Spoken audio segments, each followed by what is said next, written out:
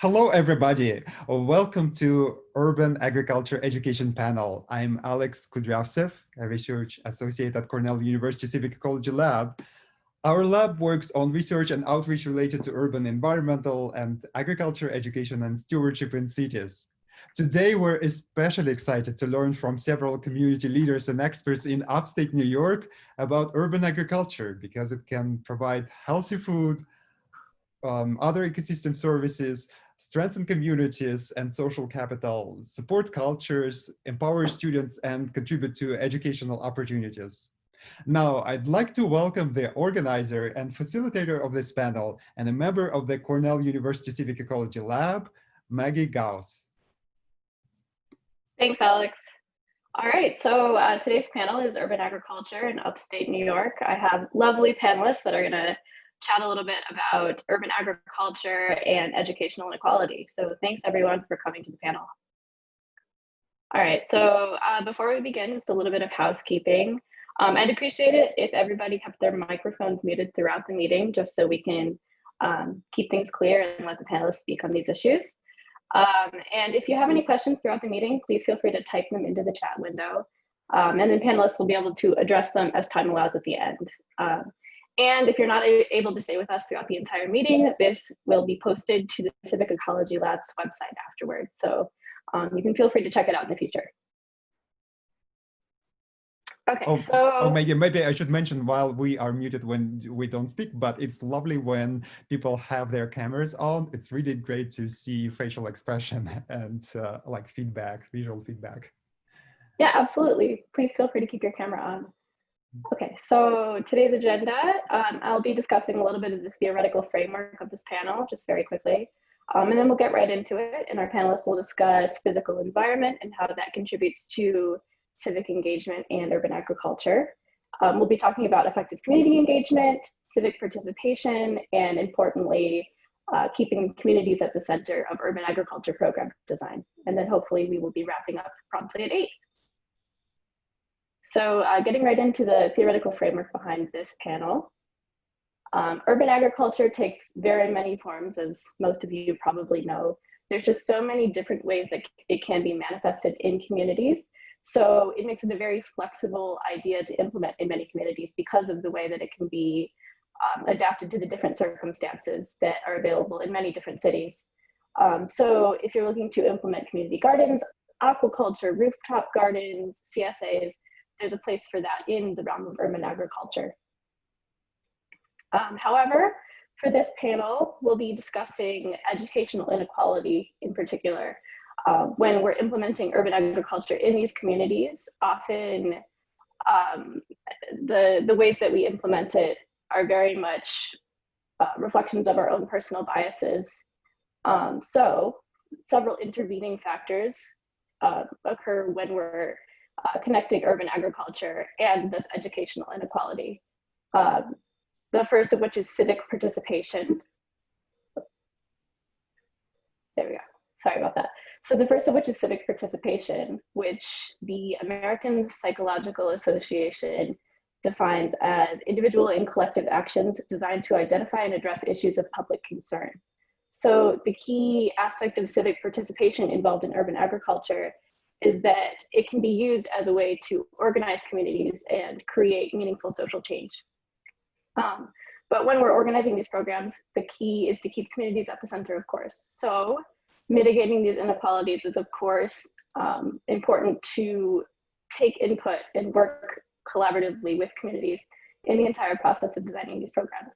And then finally, we want to foster relationships with the communities and create networking. So social capital is obviously a very important intervening factor. So getting right into the discussion, I'd like to introduce today's panelists. Has Scott arrived yet? Have we lost him? I think we've lost him. Okay, well, hopefully he can rejoin us later on in the panel. So let's move on to Jesse Lyons, the farm coordinator for Brady Farm. Hi, I'm the farm coordinator for Brady Farm, which is an urban farm in the city of Syracuse. I'm also an advisory board member for the Syracuse Onondaga Food Systems Alliance, which we call SOFSA. So if you hear me say that again, that's what I'm talking about. And much of the work that I currently do was started while I was a student at SUNY ESF here in Syracuse, but also a lot of the work that I did through Cornell Cooperative Extension here in Onondaga. So here, this is an extension of my extension work, I guess you could say. Thank you for having me, Maggie. Thanks, Jesse. Okay, so representing Rochester, we have Lori. Would you like to introduce yourself? Yeah, hi everyone. My name is Lori Koenig. I'm a 4-H educator with Cornell Cooperative Extension in Monroe County. So nice to hear, Jesse, the CCE connection.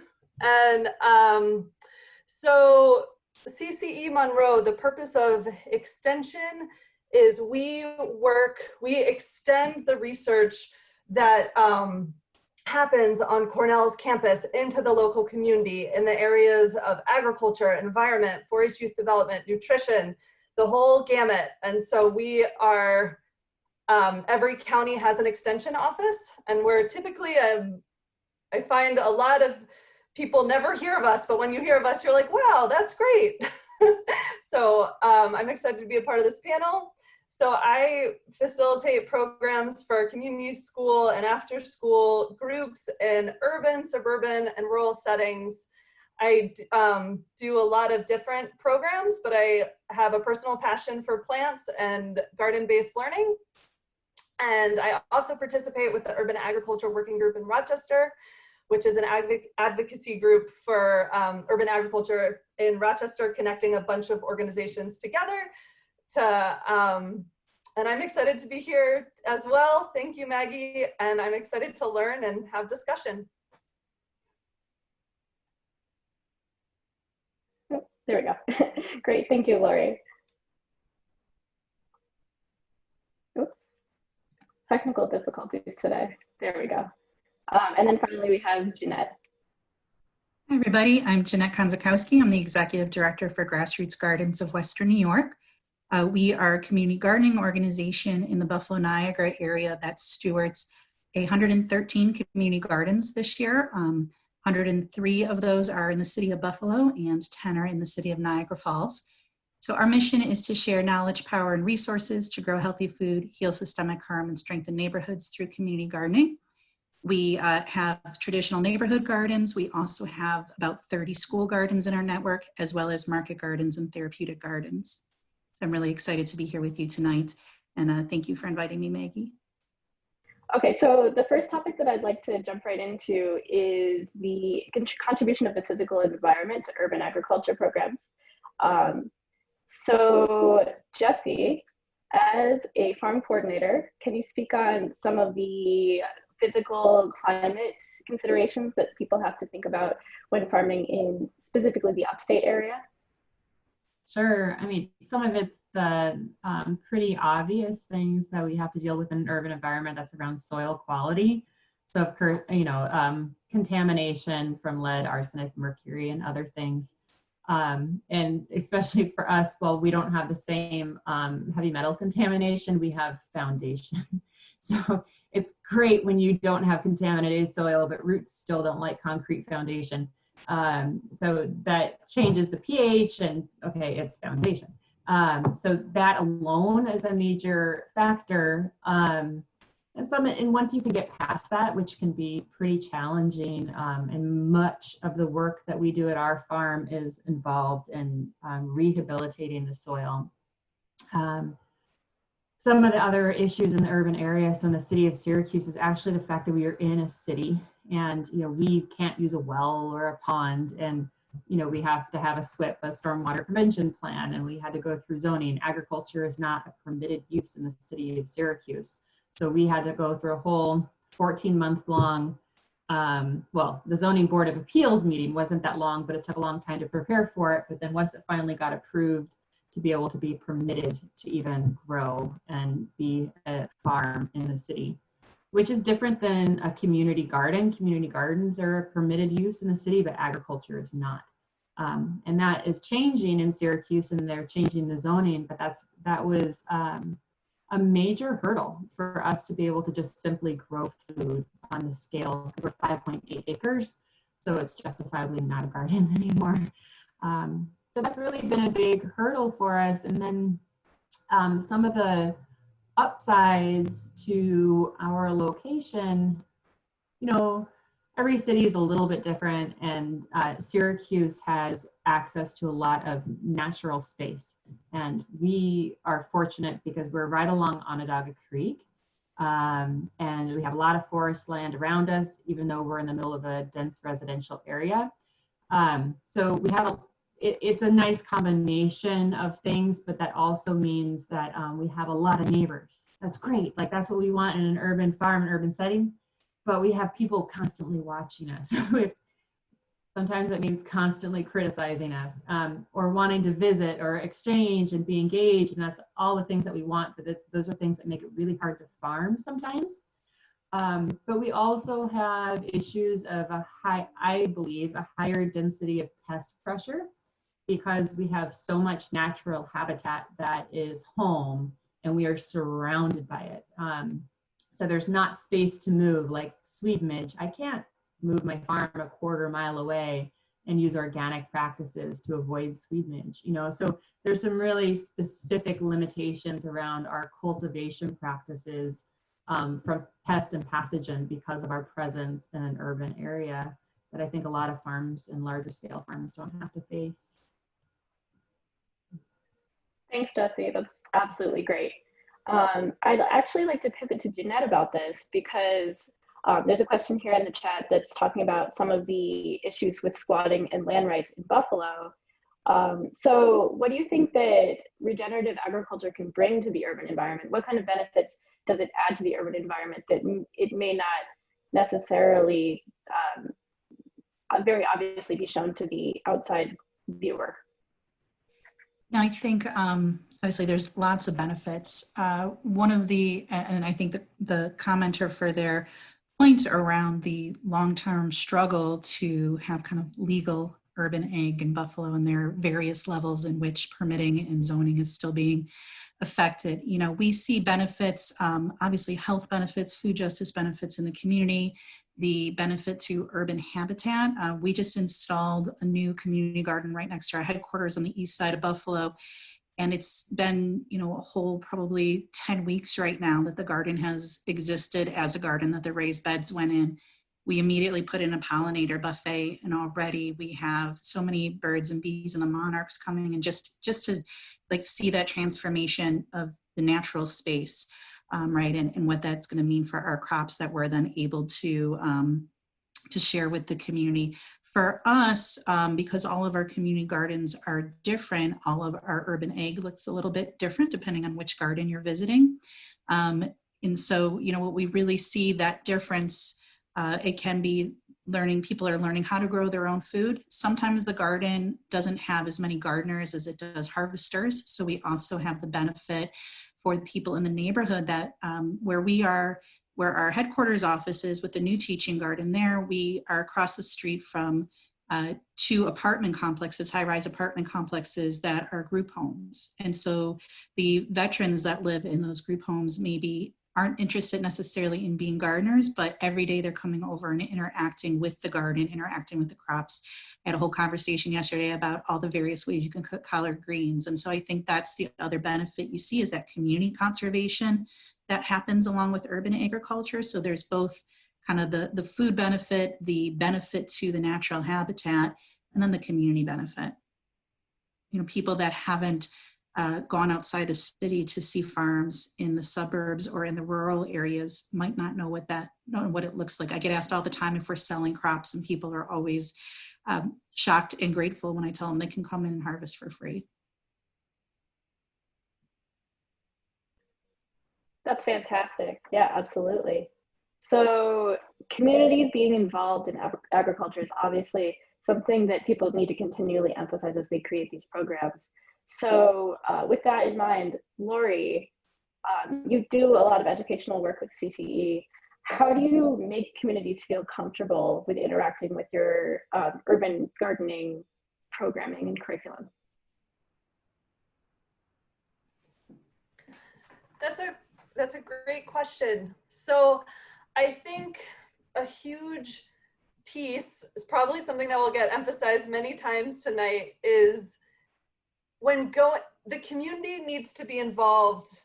Ideally, in an ideal world, the community is involved in every step of the process of implementing a garden.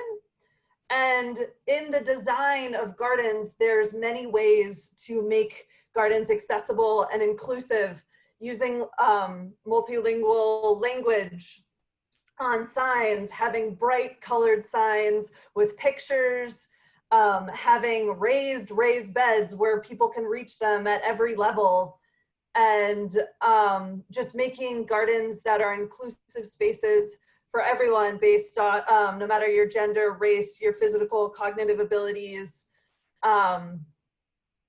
And so I think that, you know, that's in an ideal world.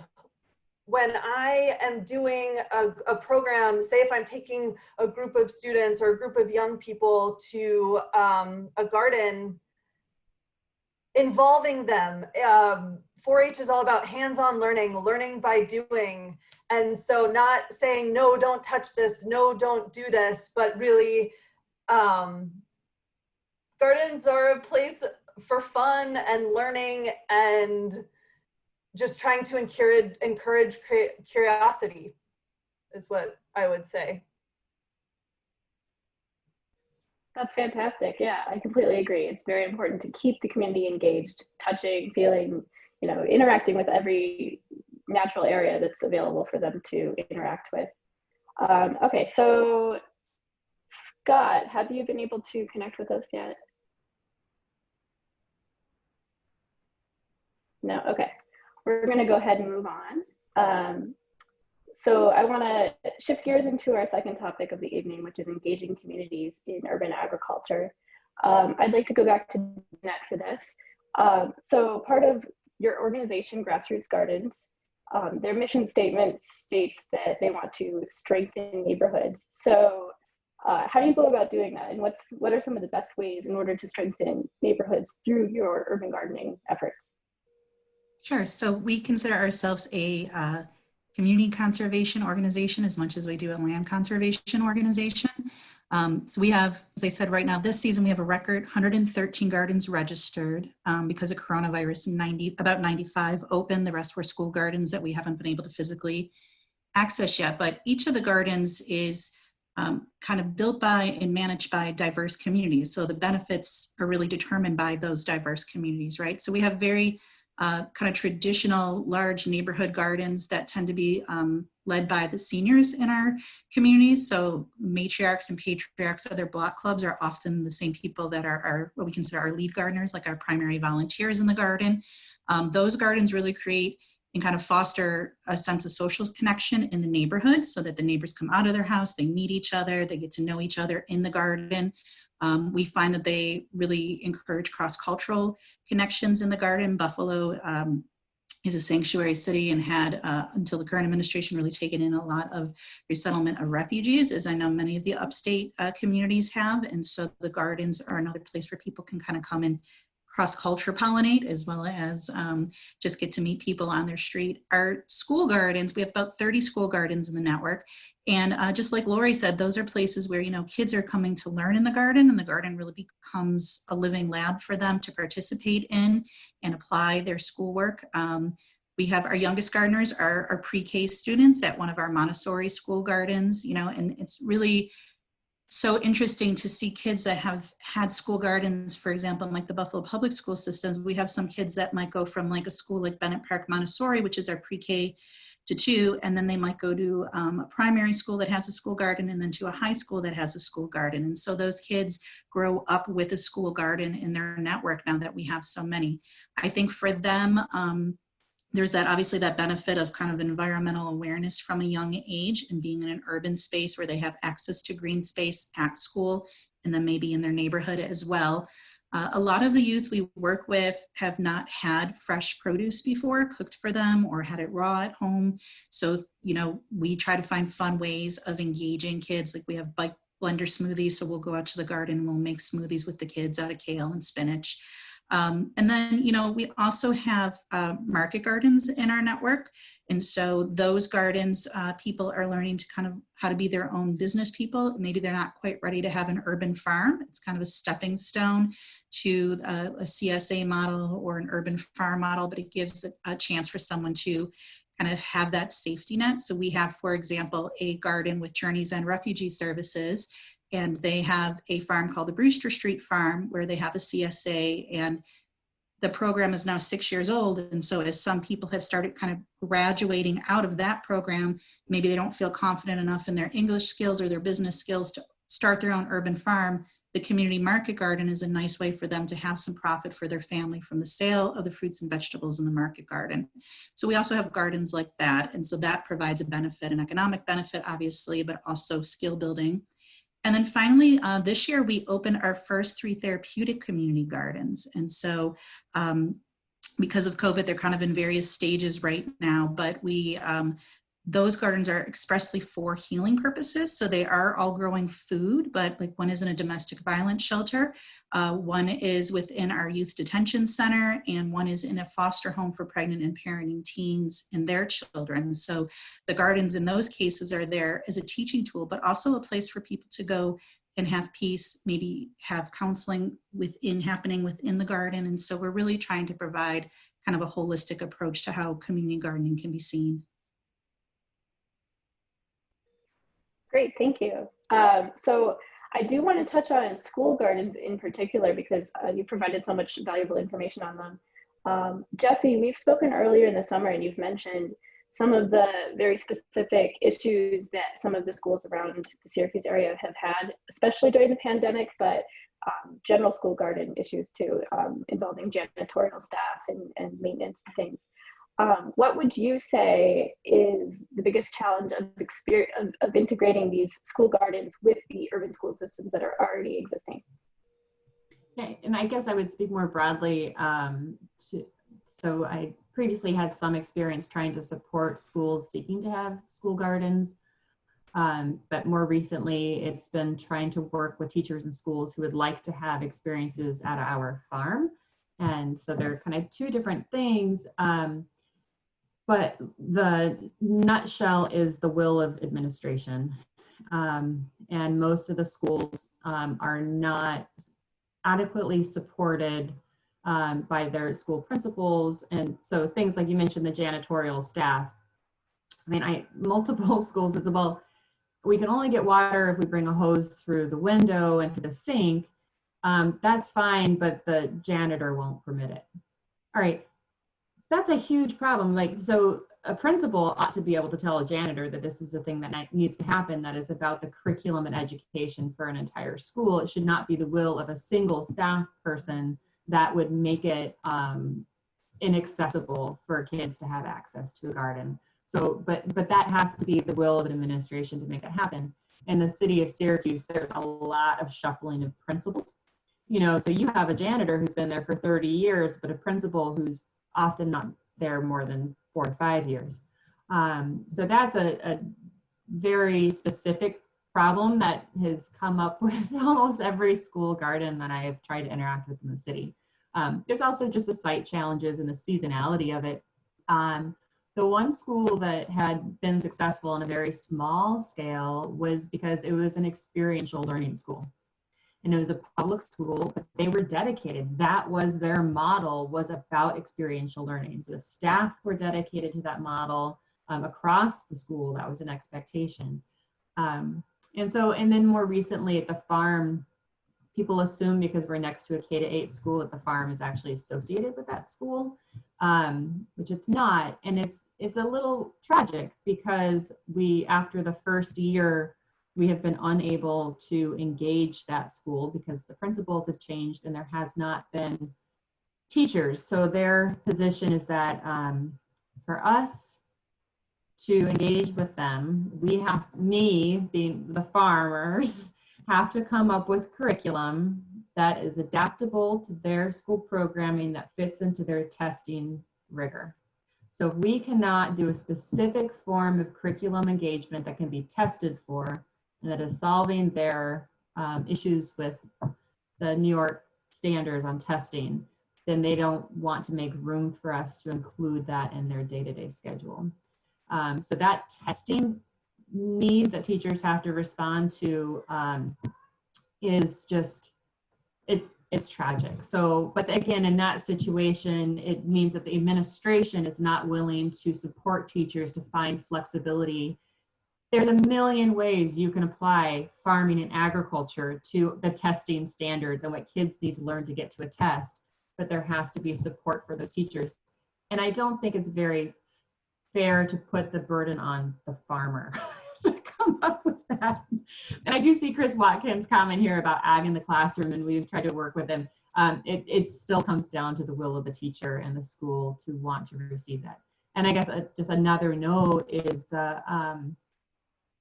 there's budget problems. So just getting kids physically present, even when they're if they're more than a mile away, they can't come to the school without a bus.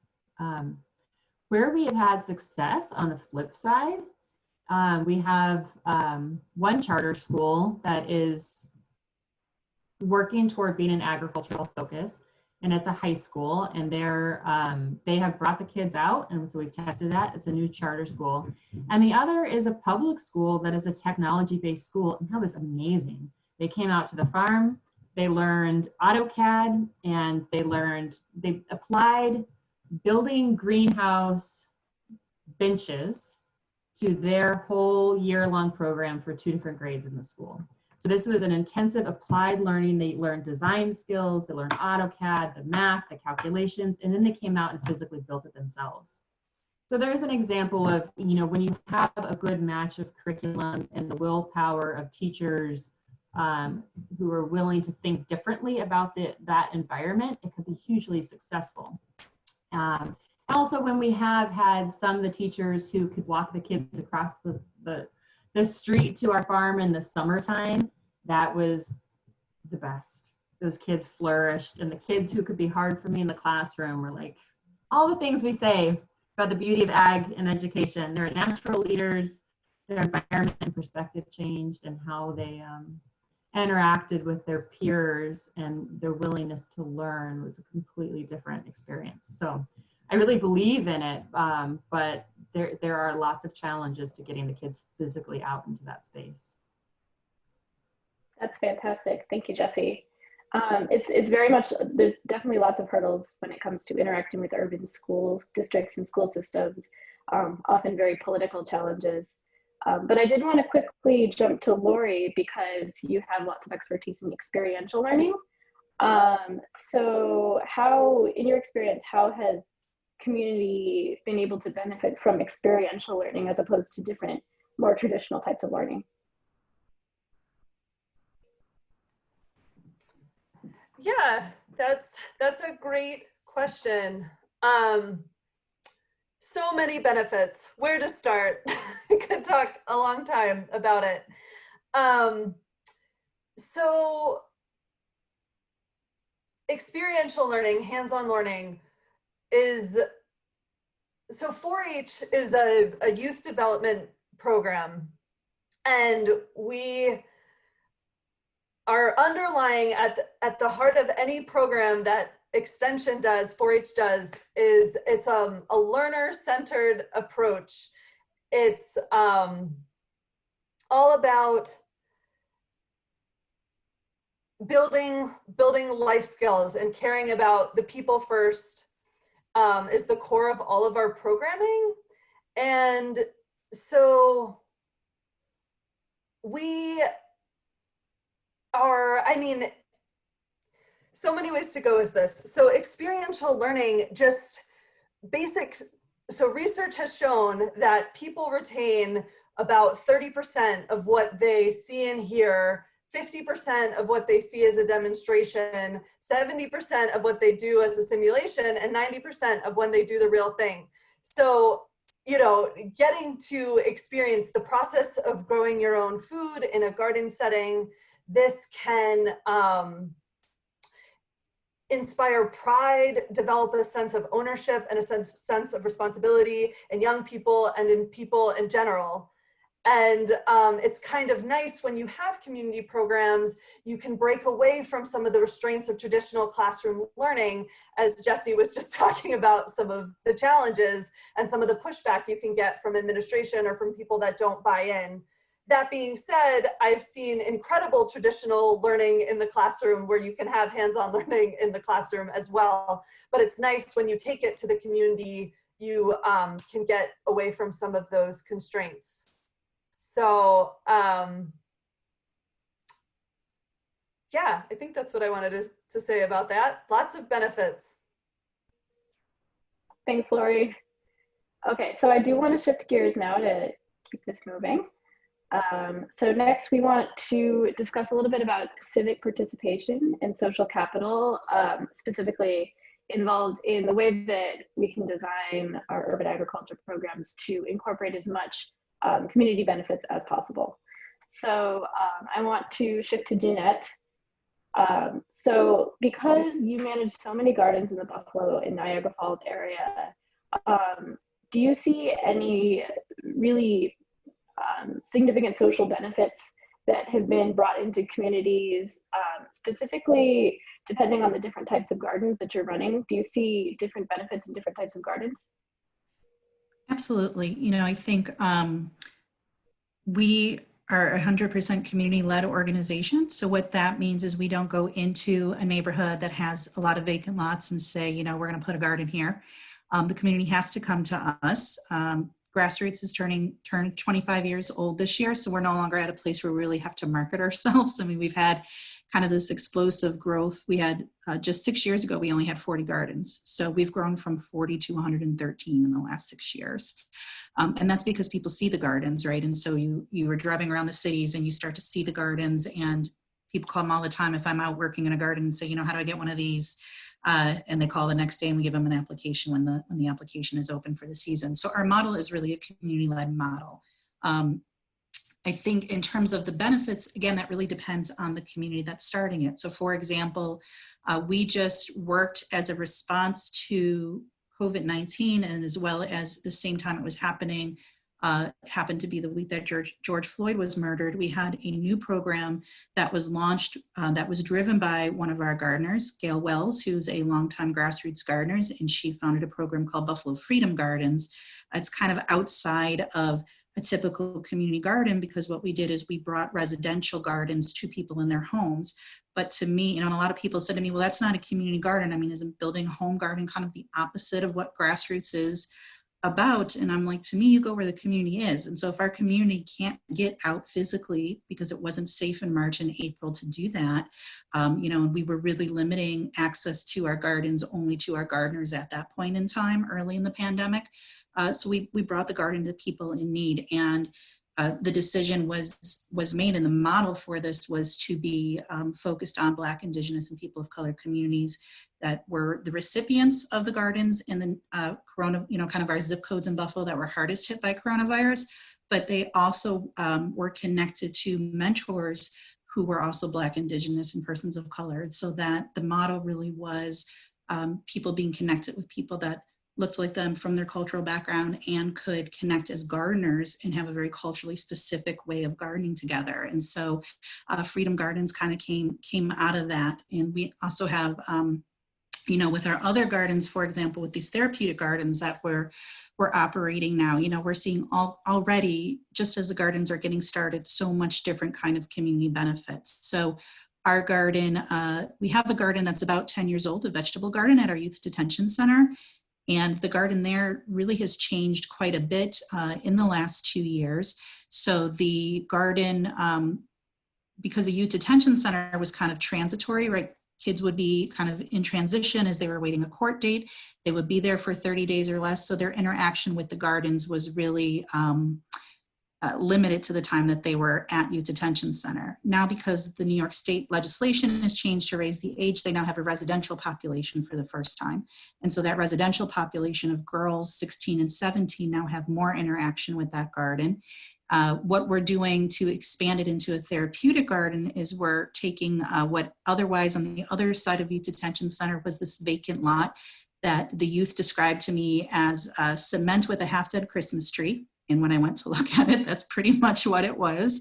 And so we worked with the youth and with the staff there to envision what else could this space look like. So it was a space that, as they were in youth detention in their classes, they would see this vacant space all around them. And it was nothing but concrete and a half-dead Christmas tree. And so this year, once we're able to get back in, or it'll probably be next year at this point in time, because our staff hasn't been allowed in youth detention because of the lockdown, we're going to be able to go in and we're going to make that hummingbird garden. So there'll be nature brought into this space that otherwise really was kind of this concrete, sad space. And so that's some of the ways that it benefits the community. So the kids get connected to the vegetable garden on the one side, but then they also get to see and interact with nature. We were hoping that that space would be used for therapy, where the kids could maybe go with their counselors. Unfortunately, the Office of Child and Family Services isn't going to allow that, even though the county was behind it. So we've pivoted again and said, all right, what else can we do with this space? And the staff said, you know, we could really use somewhere to go to get some respite. And it'd be nice to not have that be outside looking at a bunch of vacant buildings. And so we've kind of, again, shifted as the community need has shifted and said, we're going to make this beautiful, both for the youth to look at, but also for the staff to go out. And maybe if they need to take a break, instead of going out for a smoke break, they can go out and put their hands in the soil. And so really we're getting feedback all the time from community, and we take that feedback, and that's how we determine our programming. People ask me a lot, like, well, what's your vision for grassroots? And I was like, my job is to enact the gardener's vision. That's really what I'm here to do. And so we do a lot of deep listening to our community, and then we make sure that we're meeting them where they are. That's great. Thank you so much. So experiential learning, we've discussed a little bit about different benefits that can come from different gardens, but another really big component to urban agriculture, especially in lower income communities, is the prevalence of food security. So Jesse, do you mind speaking a little bit about how addressing food security can lead to community benefits in the Syracuse area? Sure. I also want to just echo a lot of what Jeanette said, and the value of, you're definitely speaking to my heart, and I probably should have touched on when I talked about the physical environment and the what we witness. So we're a nonprofit farm too, and we're part of a faith-based organization. But the most impactful thing that we experience at our farm is the impact on the spirit. And so being in a very high poverty community, it's like pretty much anybody who comes, they gasp, you know, just having this experience of a place of tranquility that is absent of chaos. It is a place where you see the best of your community, because people are intentionally putting the best parts of themselves, and things that can be hard. It is hard to garden at times, but you're witnessing your community investing themselves in this thing, and then just largely giving that food away. So there is a lot of intangible benefits to the community that are therapeutic, especially in high need communities. And so that's something we witness nearly every day at the farm in our interactions with the neighbors and people visiting. And it's probably the only reason I'm still doing this, because it's hard work, but the impact on personal lives is so profound, and you can literally watch it. So I just wanted to echo what Jeanette was saying, and that therapeutic benefit, even if you can't do it yourself, witnessing it does a lot to the community good. Okay, sorry. So to go back to your question about food security, can you restate that for me? Sure. No, that was great. That was awesome. So addressing food security is something that's very obviously a huge part of many urban agriculture efforts. So from your work with SOFSA in a more of a leadership role, how does addressing food security lead to these tangible community benefits? Oh, okay, good. All right. So I was transitioning to that anyway, so that's perfect. Yeah. So I will be honest about how much food access and security we can really provide with urban agriculture and community gardens. We definitely supplement where there is a huge gap. And I think the more profound impact specifically around food security is revealing those gaps and also changing people's expectations of what they ought to be having in their lives. So when our neighborhood and much of Syracuse is, the federal designation of food desert, but it's not that there's not lack of food, it's just really poor quality food. And we have experienced many generations now of lack of access to grocery stores in our urban areas. And the food culture has changed dramatically over those generations, so that it's not just about getting kids to eat a vegetable. It's now that their parents don't know, and many times their grandparents don't know what to do with a fresh vegetable. So this has been a huge cultural change now, that even if you experience this all the time, walk out there, fresh, organically picked produce. Anybody want it for free? They're like, what would we do with that? So food security and food access is much larger issue than just simply growing the food. It is really about a cultural change and a different connection to food.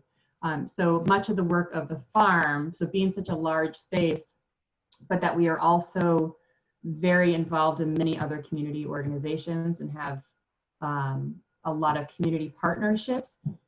The effort of the farm existing and building those relationships changes the expectation of what an urban area ought to look like and what people in poverty and across socioeconomic classes ought to expect out of their life and ought to expect out of an urban environment. So it's doing that work that changes people's perspective and their expectations of each other, what they can personally do. So you have more people, like Jeanette was saying, like this, huge boom, like all of a sudden, okay, going from 40 to 113 gardens is a big deal. It's because people are changing. The more gardens you start to see, the more you're like, wait a second, that's a possibility? I want some of that. And now we have a different way of thinking about it. So that's a big piece of the action of urban farming and community garden that starts to nibble at the erosion of the cultural value around food and our value around access to food as a source of food sovereignty and our own health sovereignty. And so with SAFSA as a networking organization, that to us is this critical platform where we're able to now start networking with policymakers and hospitals and healthcare institutions, so that we've got all these experiential things that we all have kind of know in the community, and we've never had this bucket to put all those ideas into together. We've never been able to make the links happen, and oftentimes, especially in a poor neighborhood, we're fighting for resources, and now there's territoriality. It's wait a second, we all have the same mission here. So we need that coordination and facilitation so that we are able to really lean on each other in a productive way. And that we need the connection to the people who can actually make the change. So the fact that zoning, okay, that's just bogus. The zoning is keeping me from having a farm. Okay, well, let's bring those people to the table and now have access to that so we can change zoning and major policy issues. So having access to networks like that take us from doing the grassroots work that could be very hard because there's always this barrier, to now trying to reduce those barriers in a meaningful way that can give us more long-term sustainability.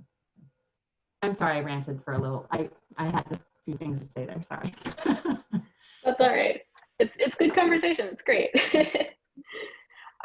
So the last topic for tonight's discussion is cultural relevance, keeping communities at the center of urban agriculture education planning. So with that in mind, Lori, I'd like to ask, how can educators effectively keep communities at the center of garden planning? How do you build trust in a community, and how do you keep that trust? How do you keep biases out of the way that you plan your curriculum?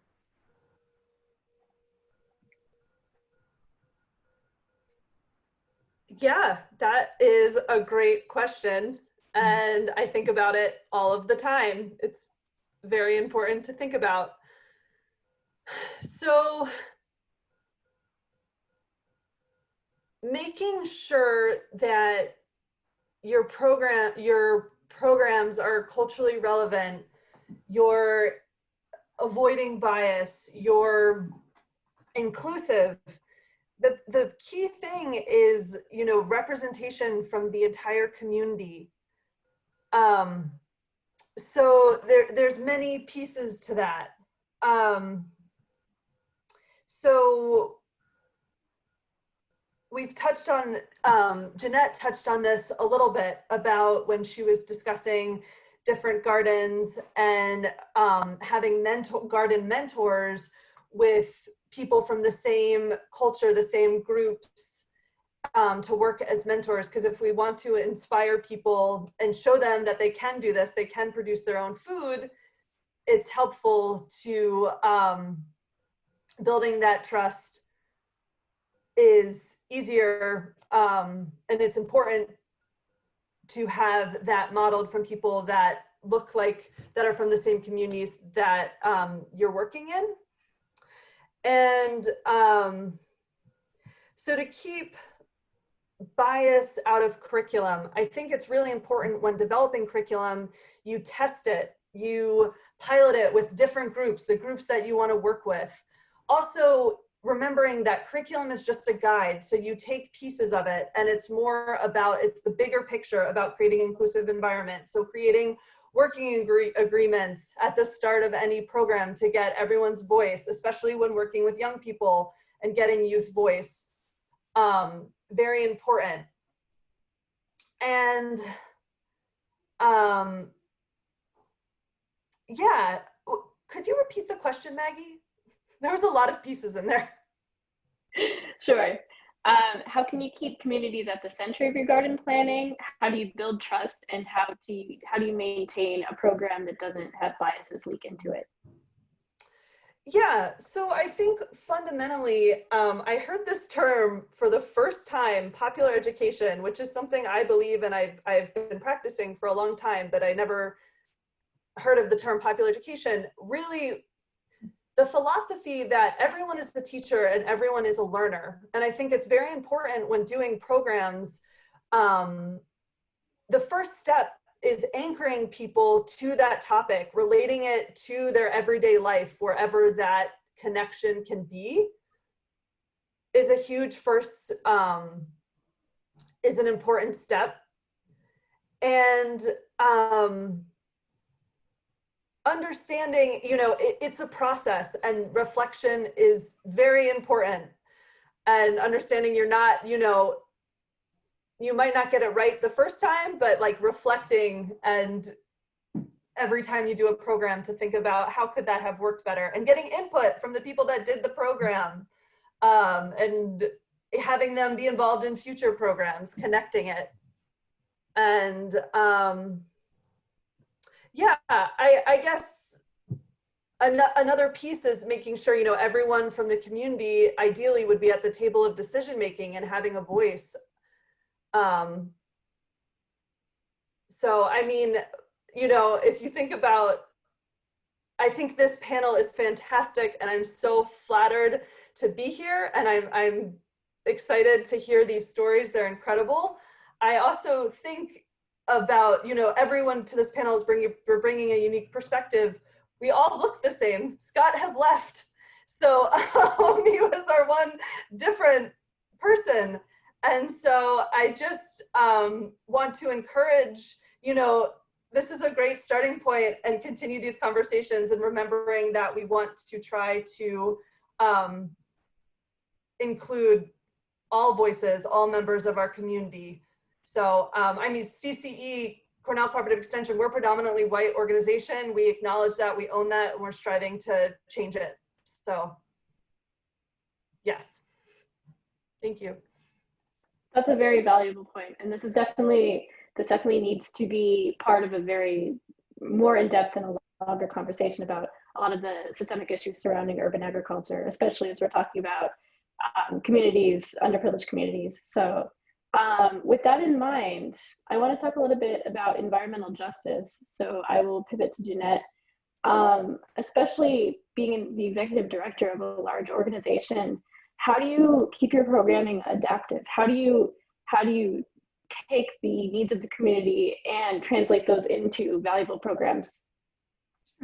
It's actually a lot of what Lori was just talking about. I think we have a very similar model. So we, you know, it's woven hand in hand with the inclusivity piece, first of all. So Grassroots, when it was founded, and I think for a long time was seen as kind of an organization that was led by white folks and primarily serving communities of color. And so in the last 5 years in particular, the organization has really tried to pivot that in terms of both our leadership at the board level, being more representative of the community and really having a lot more of our community gardeners balance out our board. So it's not just professionals on the board, but the board is made up of the people that are benefiting directly from the community gardens.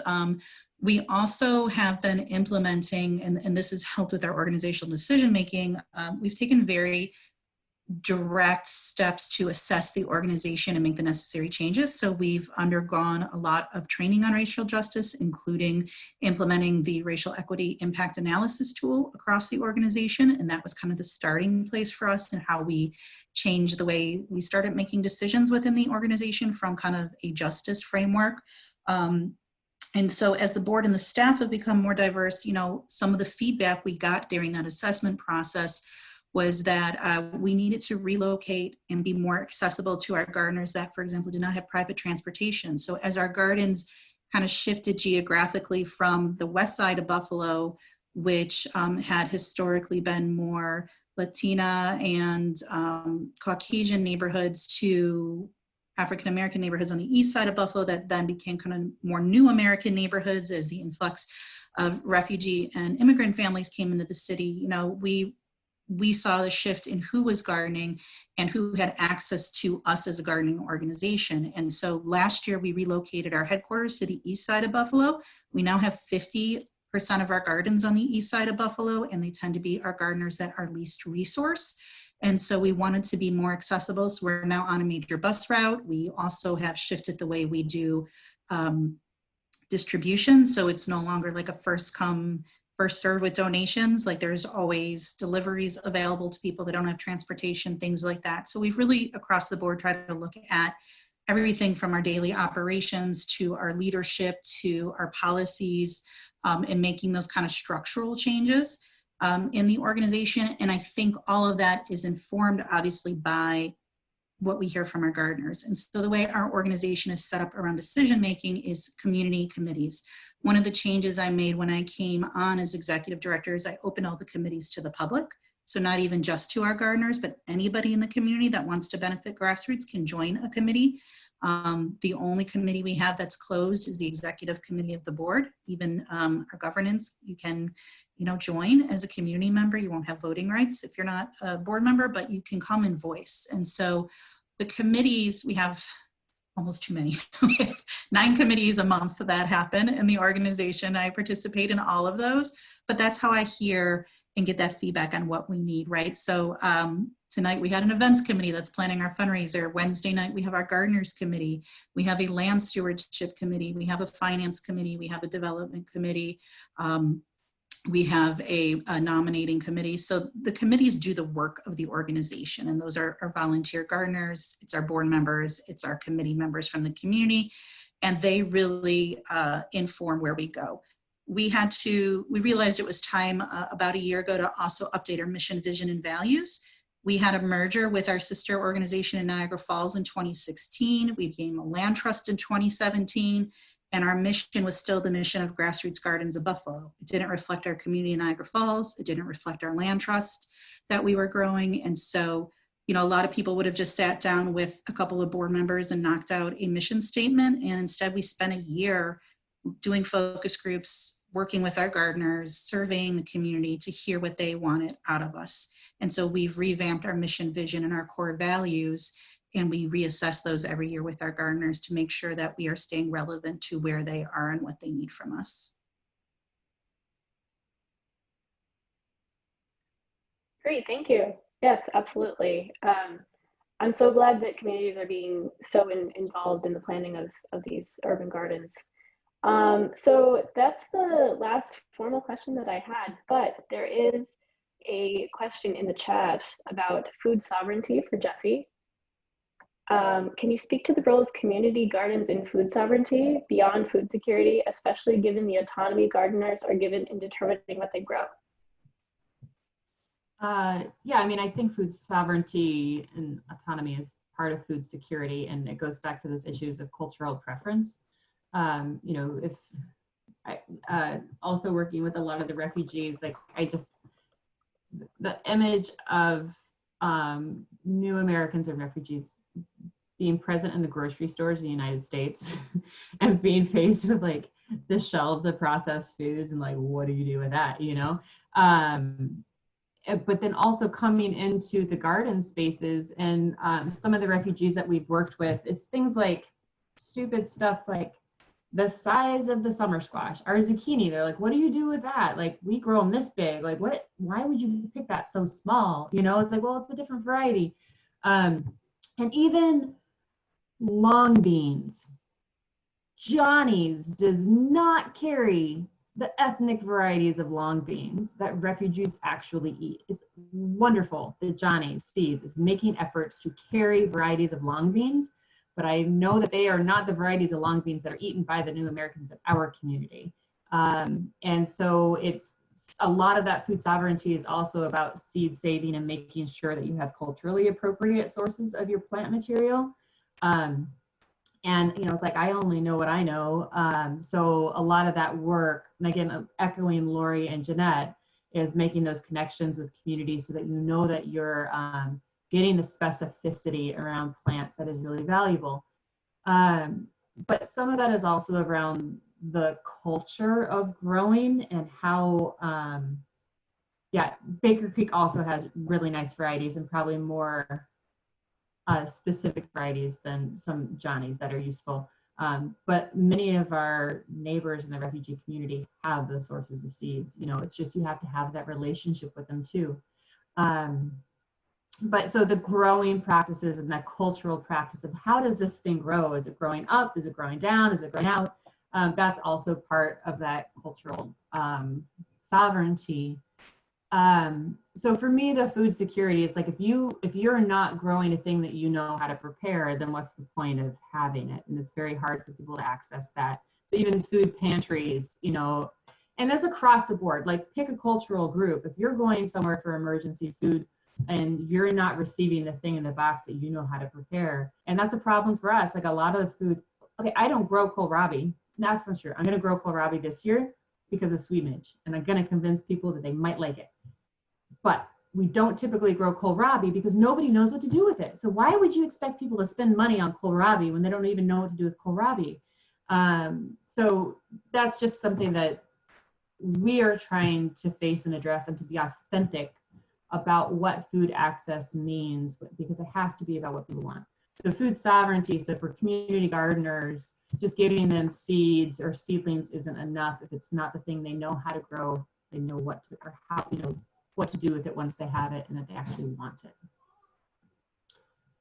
I don't know if I addressed that or not, Bethany. Oh, that's great. Thank you, Jessie. All right, so that takes us right up about to the hour. So if there's any lingering questions that anyone has, you can go ahead and email me and I can distribute them to our panelists. I'm sure that they'd be willing to you know, address anything really pressing that you might have. Thank you, panelists.